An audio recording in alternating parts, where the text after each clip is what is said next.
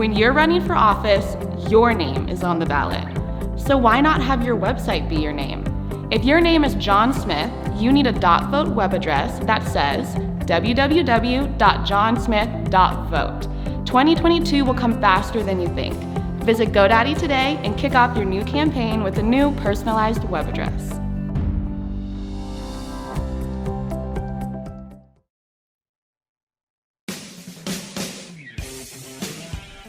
Welcome to Breaking Battlegrounds, another great show on tap for you today. I'm your host, Sam Stone, with my co-host, Chuck Warren, in the studio today.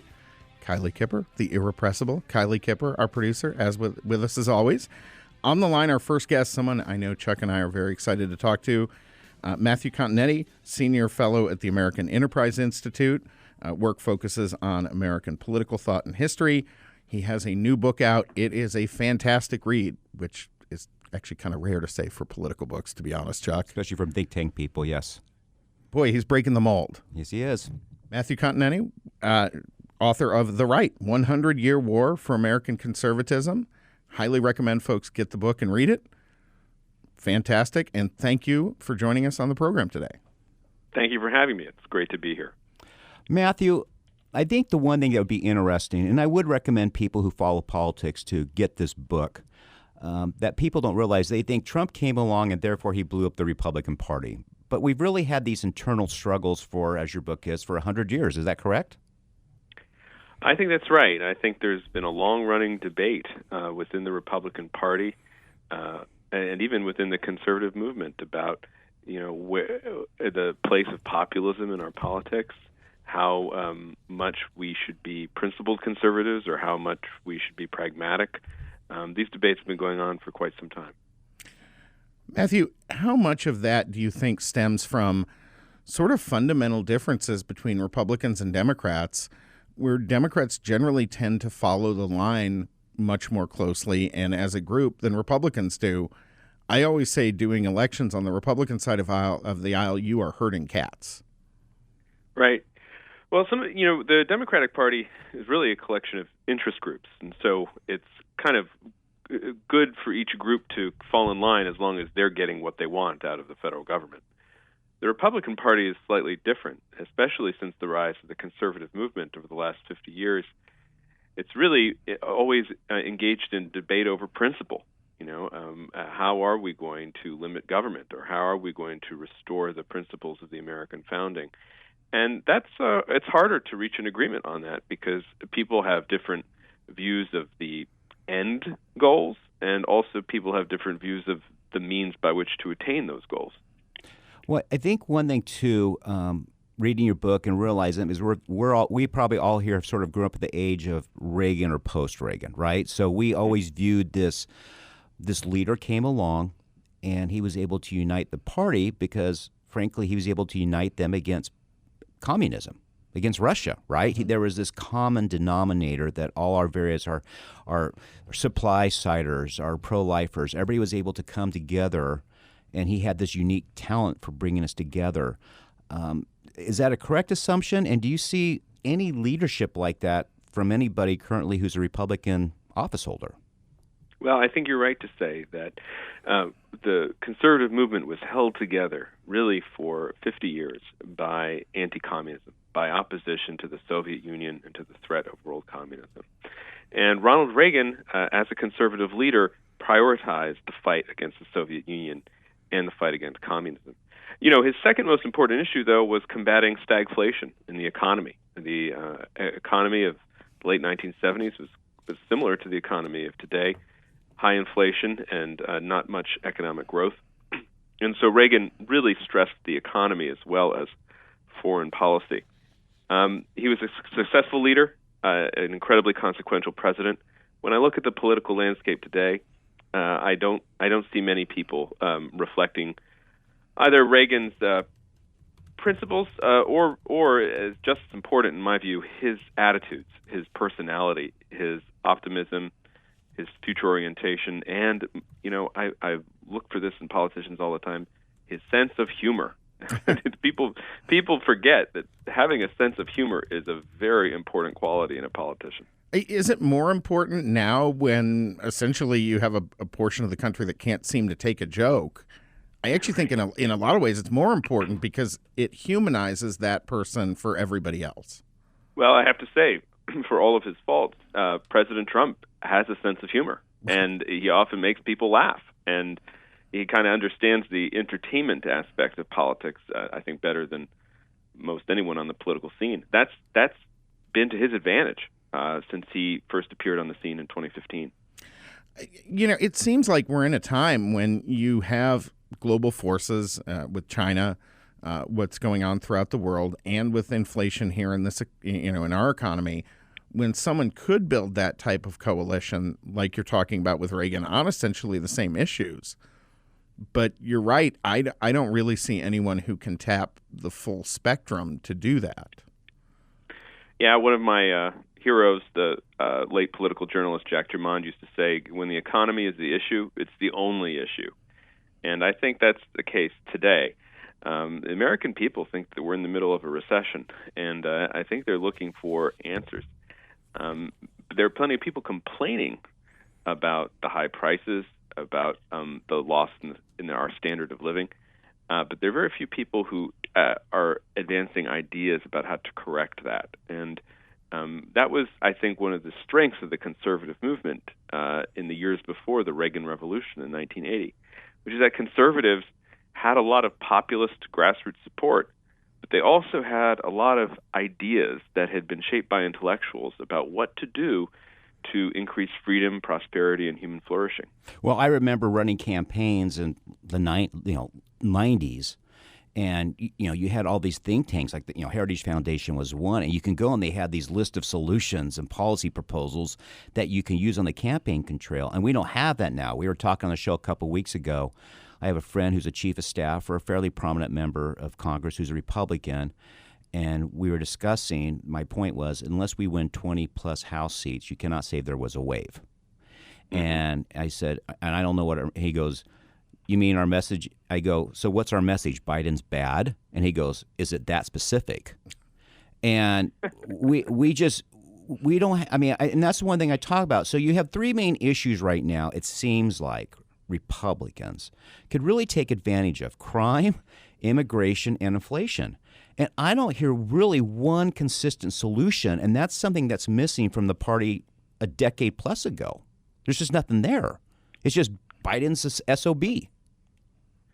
Yeah, and I think that has to do a lot with kind of the role that the culture wars play in our politics now. The truth is, a lot of our politics is just an endless culture war. It's a matter of faith, isn't it? I mean, politics has really replaced religion in a lot of senses. Yeah, I mean, arguments, started by the woke left, and then the right kind of responds. And then the second part of it is just the place of Donald Trump in our politics. Really, our politics for the last 7 years has been defined by how an individual views Donald Trump and relates to him. And what struck me or reminded me of this the other day was, the Democrats passed this reconciliation bill, the Orwellian Inflation Reduction Act. Studies show it's not going to do anything about inflation. Independent studies show it will increase taxes on people, regardless of their income bracket. And yet, what did people fight about for a week? The raid on Mar-a-Lago. That was what dominated the headlines. That was what was all over the cable channels. Not an argument over this big government bill. And I think that shows you kind of where the conservative movement has ended up. And I would say the third factor here is conservatives and Republicans, I think, have over time lost sight of what were the animating concerns of their movement. I mean, as I mentioned before, fighting communism was definitely the main one. But the second one was increasing individual freedom in the economy. And, you think about all of the votes that many Republicans have taken over the last 5 years to, just blow up the federal deficit. Granted, there was the pandemic, there was emergency situations. No one really knew what to do. But it shows you how I think conservatives need to kind of reconnect with the original ideas of their movement. We need some thought leaders to start pushing an agenda, and I just don't see that within our congressional leadership at all. No, one thing I heard last night, and I could not believe this, I did not realize it had become this labyrinthine, is the the U.S. federal government now employs more people than the population of 100 countries on Earth. I mean, that's just absurd. And why aren't we addressing things like that and going after it? Because and Biden wants to add tens of thousands of IRS agents. Yeah. That I think should be one of the number one ads any Republican running for Congress airs this campaign. You've taken the biggest college football stadiums in the country and filled them with new IRS. Yeah. So instead, we're discussing we're discussing, poor Donald Trump's a martyr, but we've hired 85,000 new IRS agents. I mean, we have more IRS agents than we have Border Patrol agents, and for some reason, our side can't seem to figure out that's an issue. Matthew, I want to talk about, in your book, you talked about, for example, there was a chapter you talked about the 1958 midterm elections, and Republicans did not do well. And so critics were writing up the Republican Party's dead, the conservative movement's dead. I remember Obama got elected. They're going to be a minority now because of Hispanic voters, which are now demographic destiny. We're almost evenly split. Is it just common for people to keep saying the conservative movement dies whenever we have a hiccup? It sure seems like it. Oh, absolutely. And that's one reason why I included that section on the reaction to the 1958 midterms, because to me it just kind of illustrates how often these predictions look silly in retrospect. The conservatism faces a lot of challenges and often faces big setbacks, but it reanimates itself mainly because it is, at the end of the day, a body of doctrine. It's a way of looking at the world, a set of ideas more than anything. The mission of the conservative movement for much of the 20th century was making the Republican Party reflect those ideas.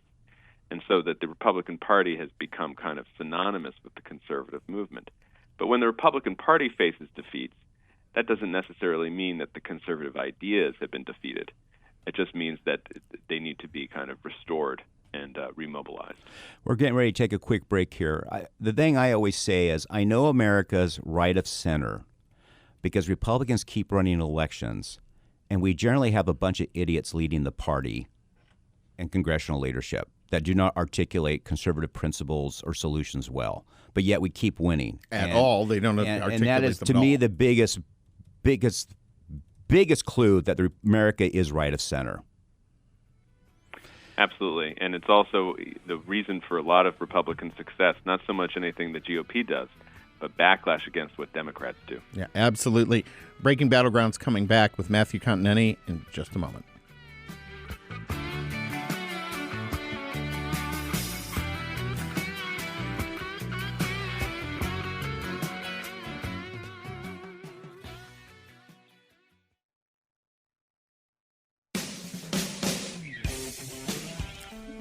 Welcome back to Breaking Battlegrounds with your hosts Chuck Warren and Sam Stone. On the line with us today, Matthew Continetti, Senior Fellow at the American Enterprise Institute, author of the new book, The Right, 100-Year War for American Conservatism.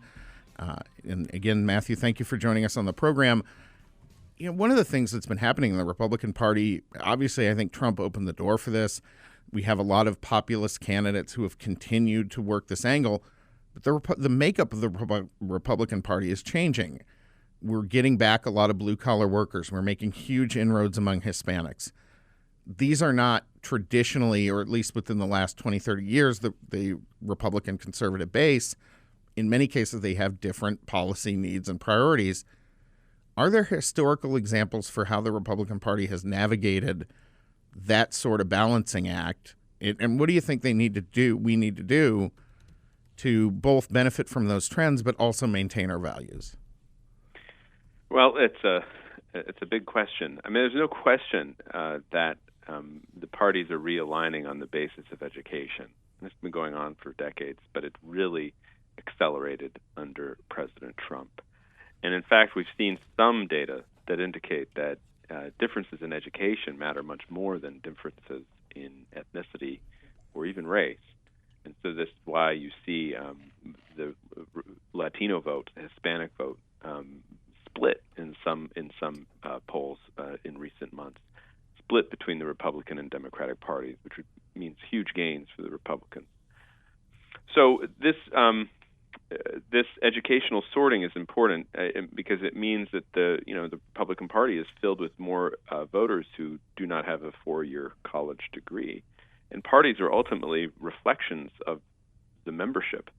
And so I do think that this new Republican Party, this non-college educated Republican Party, is more open, I think, to big government than earlier iterations of it. So for conservatives, the challenge is kind of doubled because you not only have to convince the broader electorate that a limited government is worth fighting for, you also have to convince more and more people within your own party. And you are seeing strains within the Republican Party and even in the conservative movement kind of embrace a much more active federal government in the economy and society. And that's something that I think the founders of the conservative movement would have been very wary of. Matthew, let's talk about, let's use an example here. So I think most of us agree sort of a Bush Republican is Mitt Romney, right? And he's proposed this allowance, this monthly allowance for children. Is that something you see more coming out of the Republican Party? Here's $250. If you have a kid, anybody under 18, you get $250, $500 to help offset costs. Do you see more of that coming? I do. And the Romney plan is probably the one that has the most chance of success because this is now the second version of his plan, and it's one that includes a work requirement, which a lot of the mainline conservatives, like myself, were very insistent on having because a non-work requirement benefit is just the old welfare system, and that's something that conservatives fought decades to overturn. So this new Republican Party is very interested in the stability of the family. Republicans have always been interested in the family, but now it's more the economics of the family as opposed to, say, the family values, which were always hotly contested over the last 40 years. I do see similar proposals like that. I also would point to proposals that really want to kind of decouple our economy from that of China. And this is a place where Senator Marco Rubio has taken the lead as well. And that means, more government intervention in the economy simply to prevent China from, one, taking our technology, ripping us off, and two, insinuating itself into our economy, into our institutions, in ways that it eventually could use to coerce us. So you do see the way in which this new attitude toward the government is playing itself out, both domestically and in foreign affairs. Well, and that's, we hear a lot, if you go back 20 years or now, people say, we got to stick to our principles. But sometimes you have to sort of be flexible on those principles. You still have them. I remember, for example, Sam and I have taught this before, when Mitt Romney decided to run for Senate, I was in the room. He had a bunch of bundlers from his presidential campaign there. And he told his three major issues were, A, the budget deficit, B, the threat of China before it was popular, and three, the issue that concerned him the most is how technology and AI were going to disrupt the ability for about a third of the population to make a living. And I think this policy proposal is some of that. So if you're a conservative, it seems to me, even a free market conservative, which I think all of us are here, you're going to have to find a way to take care of some people who just do not have the skills, and I'm not sure they can acquire the skills to really make a living, a household income to survive in this economy. Is that fair to say? Yeah, I think that for the most part, unless you're a die-in-the-wool libertarian, conservatives have always thought that there should be a safety net, right? But that the safety net should be targeted to those who truly need it. It should be timely, which is to say there should be, it's not an unending entitlement. It should be so that you can keep yourself get yourself back on your feet. And there should also be conditions in the safety net, and one of those conditions usually is that you need to be looking for work or to have a job in order to receive benefits. So I think what differs a conservative from a libertarian is this attitude, whether you would tolerate some level of government intervention in order to make a stable and prosperous society. And this is where the conservative embrace of our military is also a big point of difference between conservatives and libertarians who just see our military as another extension of big government that they want to zero out. I actually have come to question that precept that AI and the tech economy are going to take away so many jobs from people, in part because we've seen a lot of people post-pandemic find ways to make money via the tech economy who you necessarily wouldn't have expected to. I mean, obviously the most famous group are the Instagram influencers, right? But there's a lot of people finding ways to conduct commerce there. I just think that requires a different mindset, quite frankly, than we teach in our schools. Yeah, I think there's something to that. And of course, I thought you were going to cite the meme stock bros as well, right? The guys who are sitting around and making money off Robinhood and other trading platforms. I'd say a couple things. One is we are dealing with a long-term decline in labor force participation in the United States, especially among able-bodied males, so men between the ages of 25 and 54. They've been dropping out of the workforce. This is something conservatives have long been concerned about, but haven't been able to really address. And second, I think your larger point is absolutely true. The model that we've had, the K through 12 schooling, 4 years of college, then lifetime employment somewhere in some company, that's outmoded. And as conditions change, conservatives need to adapt to them while keeping their principles in mind. Yeah, absolutely. We have just a few seconds before we go to break here, Chuck. When we come back, we're going to be coming back with more from Matthew Continetti. Matthew, how do people stay in touch with you? Well, they can follow me on Twitter at Continetti, or they can visit my page at the American Enterprise Institute, www.aei.org. Fantastic. Breaking Battlegrounds, coming right back.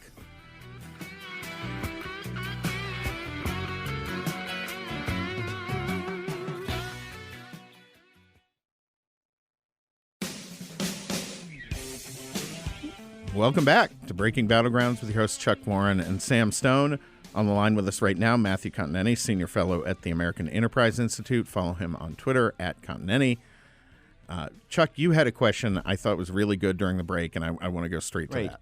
So in your book, in the chapter, A Movement Grows, you talk about the 1960 Republican Convention. And in that, Nixon bypassed Goldwater and an anti-communist congressman and picked to appease Rockefeller Senator Henry Cabot Lodge Jr. to be his vice president. Now, this was tantamount today to Trump coming back and picking Romney or Murkowski up in Alaska, right? Something like that. With a few extra last names. Yeah, yes, exactly. Well, he is an elitist New England person, right? As Sam is, too. I think you knew that right away. So, Goldwater could have stormed off, right? He could have said, we're starting our own party, yada, yada, right? Instead, Goldwater addressed the convention, and he just simply said, let's grow up, conservatives. We want to take the party back, and I think someday we can. Let's get to work. That is so diametrically opposed to, and I will call them this, the Bill Kristol supposed Republicans, who now, for all these years they pontificated on these conservative principles, don't seem to have them anymore. It seems like a grift. It seems like a grift. Do you find this odd? I mean, I think that's the one thing that people between the coast, the red states, the flyover country, that people like Sam and I and others who are college educated, we just find it not only odd, but off-putting, if not grifty. I would say that the better analogy might be on the Democratic Party. And what I mean by that is, when the when the Democrats nominated George McGovern in 1972, many Democrats who disagreed with George McGovern's attitudes toward Vietnam, come home America, get out of Vietnam, and America was bad for going into Vietnam, and also his attitudes toward the counterculture, being very open toward the counterculture of the 1960s.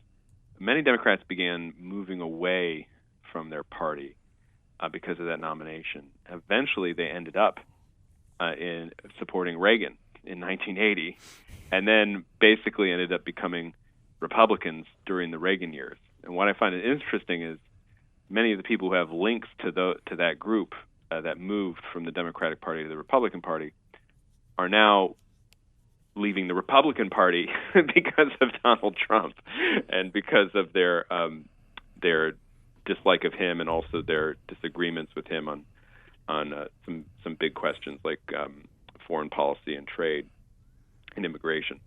So I think it's interesting that this group of intellectuals who kind of can trace their roots back to the Democratic Party in some ways have come full circle. But I can also can imagine how that might be confusing to a lot of people and jarring. Well, in the sense that they're abandoning what they were saying for many years. I think it's more than confusing to a lot of people. I think it's in a certain sense a little bit insulting. I mean, we've just seen kind of a very classic gubernatorial race here in Arizona between a more establishment Republican and a Trump Republican. Establishment Republicans have run Arizona for 30, 40 years, at least at the statewide level. And, obviously the Trump movement has ties to previous other outsider movements here. That movement just overcame with a victory. And the message to the establishment is, hey, we've backed your candidates for 30 years every time it came to a general. Isn't there sort of quite frankly, for the future of the party, isn't there an obligation on some of these folks to say, look, I get it. You didn't love what we were doing. I don't love what you're doing, but we got to stay together and play team baseball. I think that's a very powerful instinct and argument, and I'd say it would be more powerful if the differences were simply on the basis of policy. But there are some cases now in the Republican Party where the differences aren't just about policy, but they're about the willingness to go further than the evidence on some questions related to the 2020 campaign. And that, I think, is just one of these reasons that's blocking the type of unified party that could be very successful in the fall. A fair and good point. Yeah, absolutely. So, Matthew, as we close here, tell our listeners, are you hopeful and optimistic for America and the conservative movement, or do you think we have a long hill to walk and climb? Well, one lesson from my history is that things can change very quickly, and all it takes is the right combination of institutions, ideas, and leadership. And I think that we saw that in the 1980s and what was inaugurated under Ronald Reagan and carried through the Republican Revolution in Congress in 1994. And then, of course, it all fell apart kind of in the George W. Bush years. But I think we can reclaim it again if we return to the original insights of American conservatism and find leaders who are able to present those insights in a way that draw Americans to them rather than repel them away. Fantastic. Matthew Continetti, thank you so much. Breaking Battlegrounds coming back in just a moment.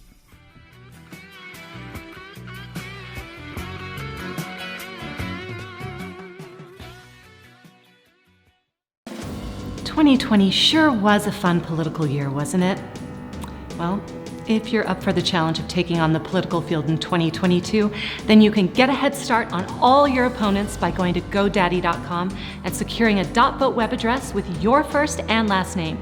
Get started today before any of your competitors do.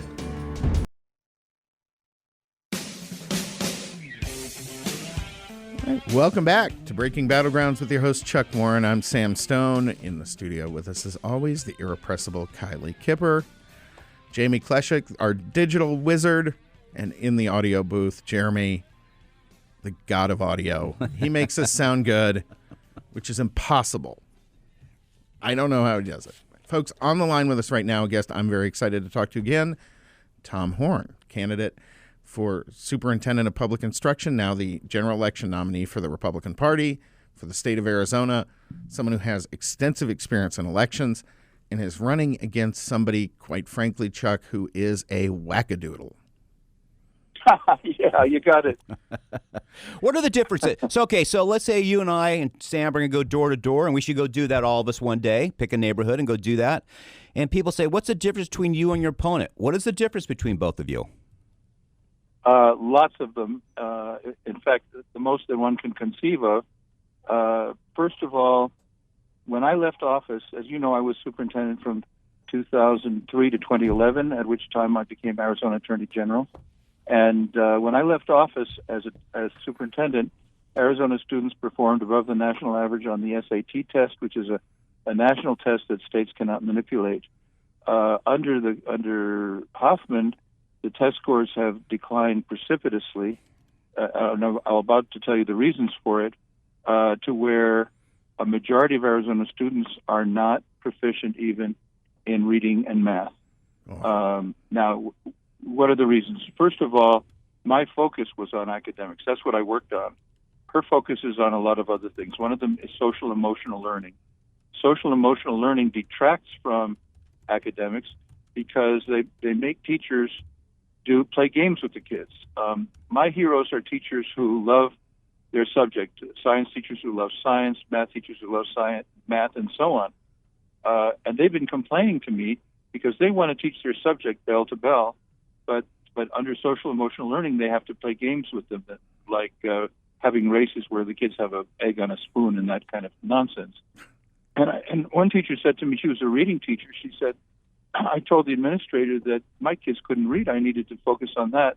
And I was told if I didn't do social emotional learning, I would be written up.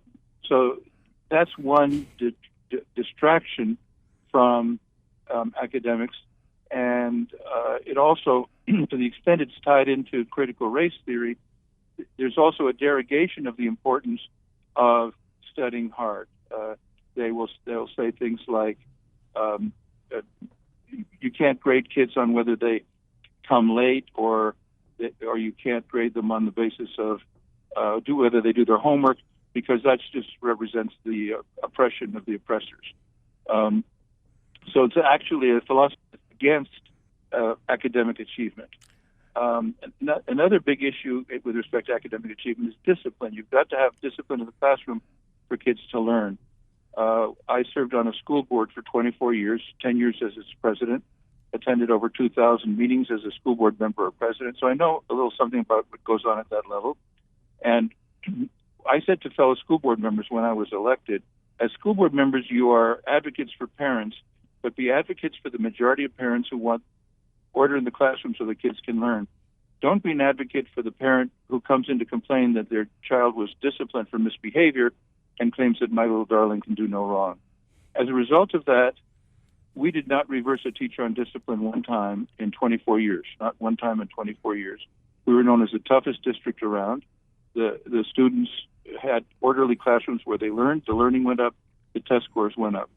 And so those are examples of the differences in philosophy and approach that resulted in higher test scores under my administration and much lower test scores under the Hoffman administration. So if your listeners are wondering who is better qualified to bring up learning and test scores, that's myself. You know, Tom, I actually equate this a little bit back to something I experienced in high school. I remember two teachers kind of very specifically. One who turned their classroom into a fun and game zone. I don't remember a dang thing they tried to teach me. It was a science course, biology. I don't remember anything at all from it. We had an American history teacher, Dr. Priest, who every kid in that school hated. I remember his classes and what he taught me down to the nines. He enforced classroom discipline. He made sure it was about the academics. It was never about anything else. I wonder if there's a connection. Obviously, they're pushing this CRT, social emotional learning, all this kind of garbage that is codified racism. It's bigotry and it's lowered expectations. But how much of this, in a certain way, comes from teachers who are trying to be friends with all the kids instead of leaders?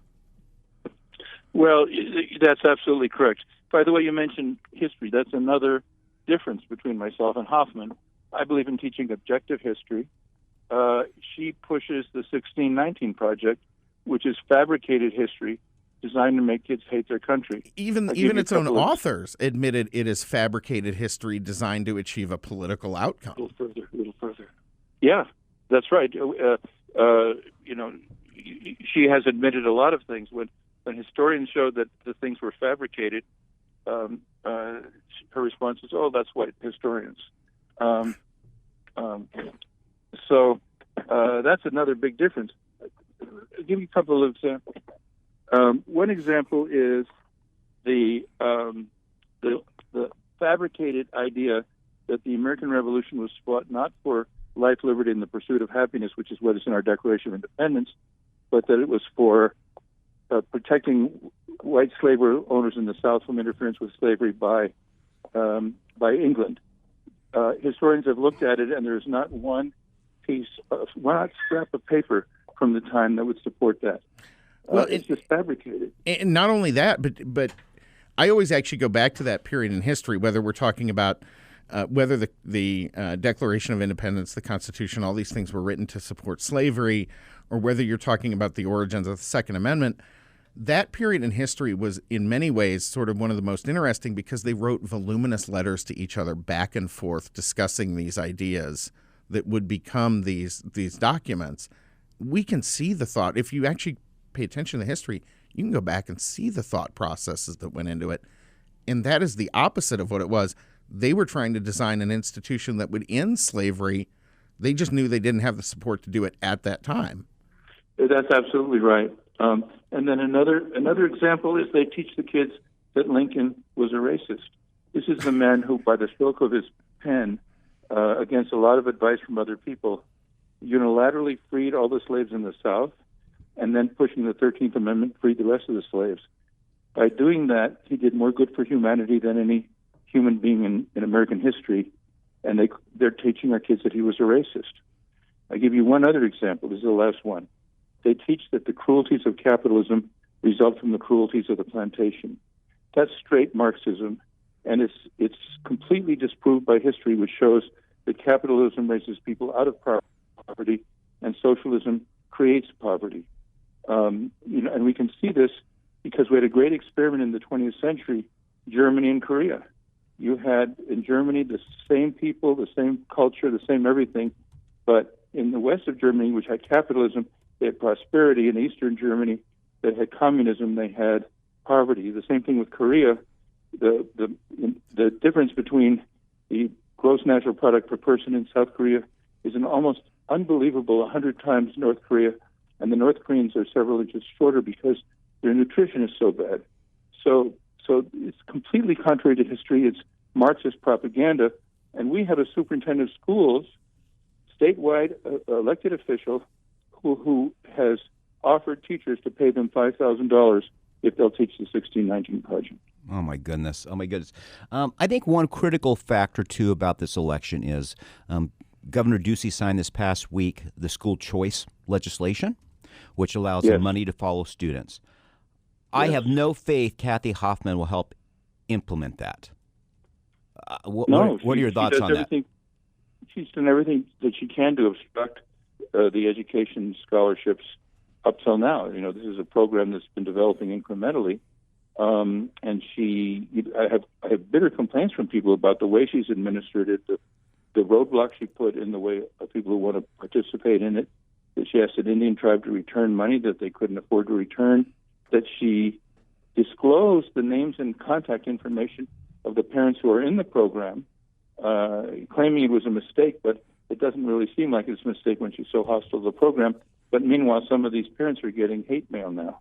The war on parents being conducted by the left is really extraordinary. Yes. Well, they don't believe parents are qualified to teach their kids. I mean, that's what this boils down to. We know better. We got an education certificate. We know better. And I think that's something, Tom, that you need to really express when you're out to people. There's just a clearly difference. There's you who believes parents know what's best for their kids and that schools should function on the 3 R's. And she believes they're for indoctrination and the parents don't know what the hell they're talking about. I mean, that just seems to be the critical difference between the two. There is no emotion in the human race more strong than the emotion that parents feel for their children. If a child God forbid, dies, it can ruin the rest of their lives emotionally. They're totally invested in the lives of their children. They want the best for their children. They know the most about their children, and they are qualified to determine what is the best venue for their children to get the best possible education.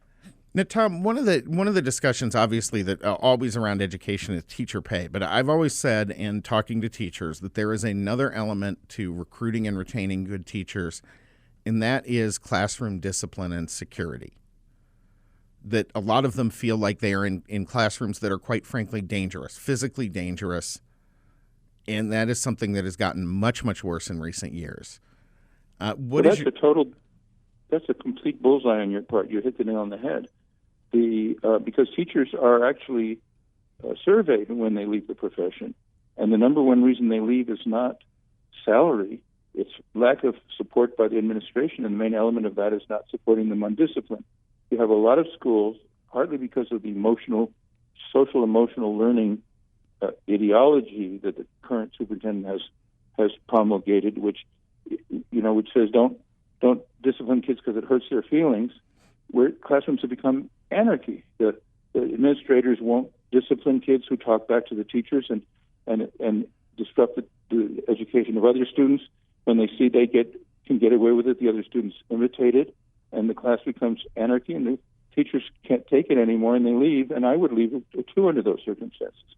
I've been as I mentioned earlier, I think I've been a very strong advocate of discipline in the classroom, and that is that along with, we do need to pay our teachers more, along with accountability for the results, but we do need to pay our teachers more. Along with classroom discipline, will stop the exodus of our teachers and attract good teachers.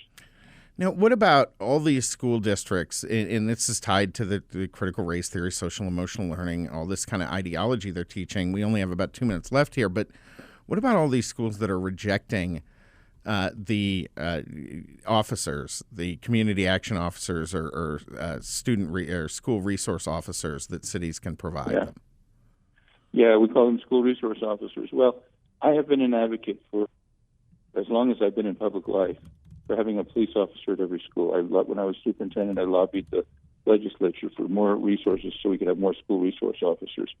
They have to be there to protect the students and the teachers and the staff from some maniac who may come in to kill everybody, which we recently saw in Texas. Arizona isn't immune to it. If it happened in Texas, it can happen in Arizona. And then when I was Attorney General, I proposed that principals appoint a teacher from each school, preferably people who were retired police officers or military, to come get training. I would give the training for free for keeping a gun at school, safely locked up. So that the schools could protect themselves, in addition to having a police officer. And it failed in the legislature because all the Democrats voted against it and a few Republicans voted against it. And some of them would say, I want my schools to be gun-free. That's like saying, come get us. We're easy targets because we're gun-free and there's no one here to protect us. It's absolutely the case. As many people as you want. Tom, we got to go to break here in 30 seconds. How do people follow you, stay up, and support your campaign? TomHorne.com, Horne with an E, TomHorne.com. There's a lot of information there about what I've done and what I believe and what I will do, and they can also contribute or volunteer for my campaign. Fantastic. It's going to be a tough election. I need all the help I can get. Fantastic. Thank you, Tom Horne, candidate for Superintendent of Public Instruction in Arizona. Breaking Battlegrounds. Be sure to tune in for the podcast-only segment.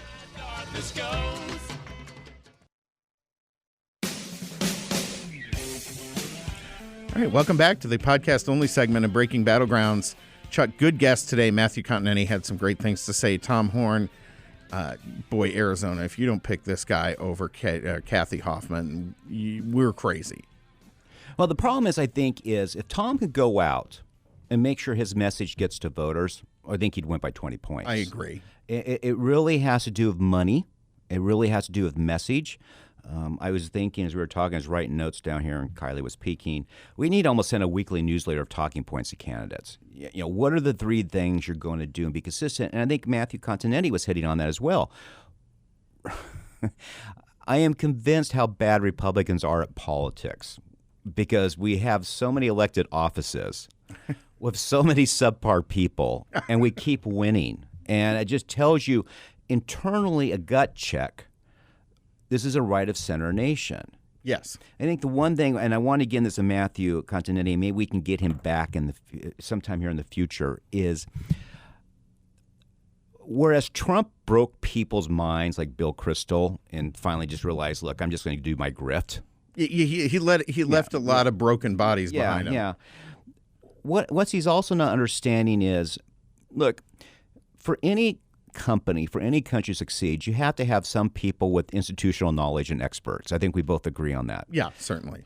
But the fact that these group of people have not come out and pointed the hypocrisy of attacks on the left or the right. For example, I can't take people seriously who don't take seriously that the press suppressed, as we know this week, we have the philosopher came out, suppressed the information about Hunter Biden.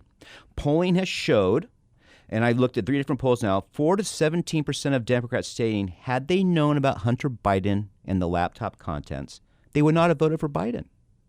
And so what drives me nuts about the Republican Party is we keep pushing this 2,000 mule thing, and I haven't looked fully into it. And actually, I think 2,000 mules is the very legitimate part of that argument. But because the we know they machines ballot tied to harvest. Venezuela and stuff, and you and I have talked about this. Our party's missing what really happened. You had the suppression by the press, who did. There really should be an FEC complaint filed against them for campaign finance irregularities. 2. The Facebook money to these county recorders. I have a gentleman who's getting his PhD. He's going to look now how much the vote increased for Democrats in the cities versus 2016. We'll have that for the show next week. And then so you have those two things, and some other things. But it just changes everything. It does. And ballot harvesting. Ballot harvesting happened. Yes. And it just changes the whole dynamic. So I want our side to get back. That's the one thing I do feel that Trump did is sort of kill the intellectual upper hand that Republicans had during the 80s and 90s. We really owned. The Democrats really had nothing to give. And you had Heritage and these other think tanks continually churning out policy. You didn't have to like them, but we were thinking. We were thinking about the future. I'm missing that, and I read a lot. Are you seeing any of it? Where it's interesting, I think you see it with individual candidates. I think Ron DeSantis is a good example of that, but you don't have the institutional support, right? Right. I think Carrie Lake here in Arizona, for the flag she's taken, if you look at the policies she's adopted, are very forward-thinking. It's an actual agenda to do things. And I think that's what's missing more than anything else. So we don't have that unifying leader. I'll give you, for example, the Russia-Ukraine thing. Jeremy, would you play that episode from Star Trek movie? So recently I had a conversation with a friend, a big donor, big bundler, and he was against the whole Ukraine thing because I'll just leave Russia alone. Go ahead and play that. But you know how I feel about this. They're animals, Jim. There is an historic opportunity here. Don't believe them. Don't trust them. They are dying. Let them die. So that was our. I'm basically Kirk with Russians. I don't trust them. I don't believe them. So he was going and saying, "Well, Ukraine's corrupt. I don't disagree, but I don't trust them. Let them die. I don't trust the Russians." And when I noticed at that point is because he's more of a populist Republican now, and we both talked about he was big Reagan. He has a thank you letter still from Reagan for his $100 contribution. We don't have a leader that's unifying us. And I realized that really at that point because I was just like, they're Russians, like Kirk on Star Trek. Let them die. I don't care about them. Yeah, but they saved the Klingons. Because the Klingons. Leonard Nimoy, Spock was very, and I'm not a Star Trek guy, but I've always remembered that scene because it came out during the Cold War was winding down. And, there was always references in culture that's what they were talking about. Very much so. And I'm very much of that thing. Russians are my enemy. I don't view them as any sort of ally now or in the future. All right. Well, Chuck Warren, Cold Warrior. Still live. And don't forget my long list for capital punishment. Anyway, let's talk about some education stuff. Well, wait a minute. Before we talk about education stuff, let's talk steak knives. Yes. Because you were telling a story here. I think we have to tell on the air. I couldn't believe so this when you told me this. There is a restaurant in North Scottsdale, steakhouse. It's an independently owned, but it's a nice steakhouse. And so I was having dinner there a month or two ago, and they have very nice steak knives, right? Which you get at nice steak restaurants. This isn't Denny's or something or Sizzler. Right. No, it's a nice steak restaurant. Yeah. So I was telling the waiter, I go, these are really nice. And it's big. I mean, it's a big knife too, right? And I mean, you could take it bear hunting. And the guy goes, oh, yeah, people like it because we lose about 30 to 40 a week because people steal them. Folks, I don't know where you're putting this knife. I mean, Kylie carries around like luggage as her purse all day. I mean, she has to roll it in. It's so darn big. I mean, yesterday we went to lunch for a birthday party. Yeah, no, Kylie, and you couldn't even put the bag down because it's so big. This is a tad dramatic. But Did you not have a hard time putting your bag on the booth seat? Kylie, I have a question. yes. We will send a picture of this on Instagram so you can make a decision yourself. Does TSA allow you to carry it on the plane, or do you have to check the bag? That fits under the seat. This is my Barely. personal item. I don't believe it. We will send it. So anyway, I asked him, I said, what do the knives cost? He goes, about $70, $80 a piece. So 30, 40 knives disappear a week at $70, $80. I mean, how much extra are you paying for your steak for all these knife thieves? Exactly. I mean, it's unbelievable. And I think part of it, too, is I go like when you go to a gym now, because you wipe down, you're more conscious of wiping it down. I take pictures all the time. People just like, I'm just leaving my towel, this wet cloth that I wipe down just here. You can't do the basic things right. You're not going to fix anything else. It's the little things. I think this all ties to the breakdown of society that we're seeing and the breakdown of culture that we're seeing. And I'm going to tell you a story now. This, again, we're kind of jumping all over the place in this segment, but this just blew me away. Because, folks, I think you all know I'm policy director for Carrie Lake's campaign, so I'm talking to a lot of people. One of the things I do for her is when we get emails on policy questions that our interns and staff can't handle, they come to me for answers. Got one from a couple in northern Arizona asking kind of general questions about mental health for adopted children, for children who have come out of the foster care system and that sort of thing, who may have mental health issues. I called these folks up. I talked to them. They are both federal government employees, so they have very good insurance and all that kind of thing.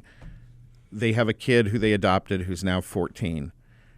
This kid is our next school shooter. I mean, that's what they just described to me. He is a psychopath with multiple personality disorder, violent ideation, tried, I think a couple of years ago, literally tried to kill his teacher, talks about killing, mass murder all the time, totally focused on this, needs to be in inpatient care, but we don't have it for them. The state is literally telling them, just take him home and medicate him. Just take him home and medicate him. And we wonder how these school shooters and these people who are doing these acts slip through the system. These folks have been reaching out, and they're, obviously they work for the federal government. They know how to pull the strings.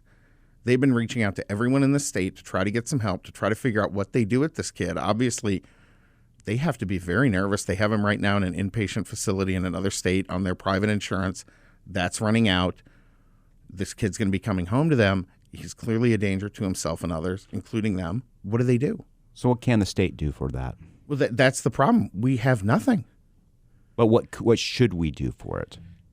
I think we have to come back to the realization that there are certain people that you cannot allow simply out in society, that there are people who need to be institutionalized. It is, and it goes against, I remember talking about gun control. So I was talking to a liberal reporter in Utah, and he is very liberal, and I was talking to him about, I really think if you get, an AR-15, that you should have a doctor's note that you're not on bipolar medication or antidepressants. Now, this is a guy that's totally anti-Second Amendment. Mm-hmm. He says, you can't do that. That's interfering in their privacy. Right. And I just said, what's the hell wrong with you? Yeah. I mean, you can't, I don't understand what you're saying. Well, I mean, this is a complicated issue with so many different facets, but a lot of it comes back to the fact that it's the only mistake I can point to that Ronald Reagan made. When he emptied out the mental institutions, they did not make allowances for what would happen afterwards. They didn't make a plan.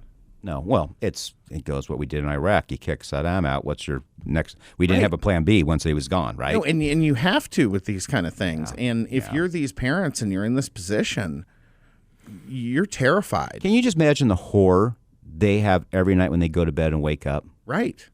I mean, you don't know every phone call. Right. I cannot imagine, but they're doing everything right. And if this kid goes berserk and does the most evil of acts, people are going to immediately point at the parents. And it is certainly not their fault in any way, shape, or form.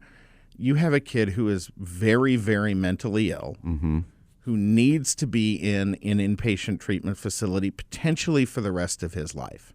I do believe science will make advances in brain, in our understanding of the human brain and our ability to correct mental illness in time, but we're not there right now. And we don't have that system. And I think when we talk about school shootings and the violence we're seeing in cities and all these other things, there is a serious deficit in what we're doing for people who are mentally ill. And there is a lot of violence coming from it. Well, and this is something that we talked about that's very opposite of the free market, capitalist, limited government of the Republican Party. And we have to realize that circumstances change and that we need to make a serious investment in mental health. I view it as infrastructure in a very significant way. Oh, my goodness. You just called the infrastructure. I knew you liked Joe Biden. Anyway. Folks, thank you for joining our Potluck podcast. We hope you have a great weekend. This is Chuck Warren and Sam Stone, #FJB. Have a great weekend.